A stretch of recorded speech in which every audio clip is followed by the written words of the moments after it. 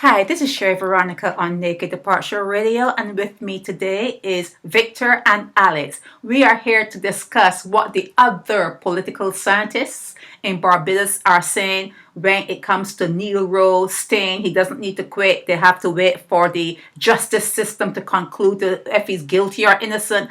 I was saying to Victor the other day that that is something that probably should happen, but Victor made a very, very good point, and he'll probably make it again. So let's hear. Say hi, Victor, please.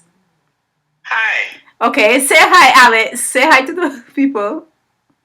Hi to everyone. Okay, so Victor, what is your take on the three guys? Well, two guys and one female in the Barbados Today editorial saying that Neil Rowe does not need to do a thing. He could show up in He could show up in Parliament next session. What are your thoughts? After you're done, remember we only have 5 minutes. After you're done, we'll let Alex go and then we'll conclude. Thank you, Victor. I don't think I think that it would be a very, very tentative situation for him to show up with his parliamentary colleagues. With all that's going on in Barbados right now, if he shows up there, it'll be a very tenuous at best circumstance. And I think the position that he's in, he needs to resign and deal with the battles that he's going to have to be facing going forward. He is political garbage. He's done politically, period. Prime Minister has put distance between him and the Barbados Labour Party. She did that when she couldn't even pronounce his name, sitting at that table when she was giving that press conference. And the fact that they moved to reshuffle the government, excluding him from anything, solidifies the fact that she may not think that he is guilty in the public's eye, but he's certainly guilty in the eyes of politicians and his parliamentary colleagues. That's my take. Alex? Well, I mean, the due process of America is much different than Barbados, because Barbados don't really have a due process. Do what I feel like doing, say what I feel like saying, take in who, let out who, delayed who, and all that type of madness that they do. He, as a person, has the right for due process in the court, and you know, the system that they have right now, 30-0, really don't need him. Now, if it was a situation of the 16-14 or something like that, which may trigger an election, that's one part. But the fact that he still got 29 ministers means that he don't even have to show up. It's very rarely that you will see all 30 of them show up for work, because 5 of them could show up, or 6, and say, I vote on this. And they could say the ayes have it, the nays, there's no nays, and it moves. So they don't need him to pass or do anything constitutionally or any acts or anything. They have all the seats. So losing one is not a big deal.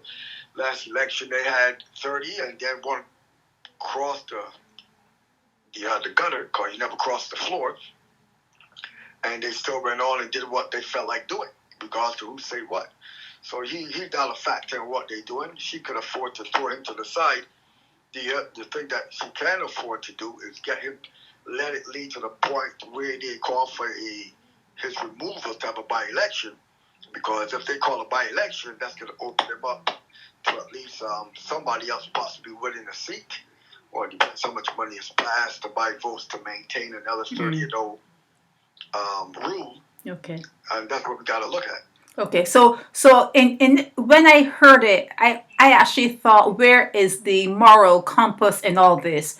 Even though legally he may be able to go back into Parliament, why wouldn't he resign? Why wouldn't he resign and say, or decide, I'm not going to? Well, maybe Mia Motley and the BLP should decide he is not to set foot in that Parliament building. He's not supposed to do anything. In fact, he'll probably be getting half his salary just to show some sort of like Black Lives Matter. You know, Black Lives Matter. What about that, Victor? Well, could you imagine if he's convicted of this crime, and he's convicted while he's a sitting member of Parliament? Oh, geez. Well, that would have been the biggest catastrophe, Yeah. political catastrophe in Barbados since its independence. No political leader in her right mind is going to allow that to happen. Agreed. They're going to rally around the wagons pretty soon. And what they're going to come up with is they're going to make him an offer that he can't refuse, and he's gone. I have one more question. I have one more. Someone said when they talk about bail and he only got $10,000. That's the bail that he received that he had to put up 10,000. Someone said, well, it was only rape. Okay, Alex, how do you respond to someone saying it was only rape? Well, see, Barbados have a rape society. There's a lot of people who are being raped in Barbados right now, and the police don't even take on a case. I will say that. There is the fact that 1 minute left. The fact is that the public is being raped. Mm-hmm. Rape is not just sexually. So they got accustomed to the word rape. They got used to the word bullying. Mm-hmm. You know, all these type of things is part of a Barbados' own private culture Mm-hmm. and how they perceive it. So the thing is, in their own laws, so-called bullying is a life imprisonment conviction. Not to say that he would get that, but that he can get that. We are going into 7 minutes. The charge for rape Mm-hmm. is in vaginally.